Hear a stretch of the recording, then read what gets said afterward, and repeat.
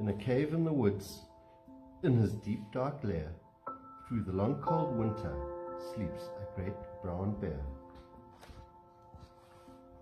Cuddled in a heap, with his eyes shut tight, he sleeps through the day, he sleeps through the night. The cold winds howl, and the night sounds growl, but the bear snores on.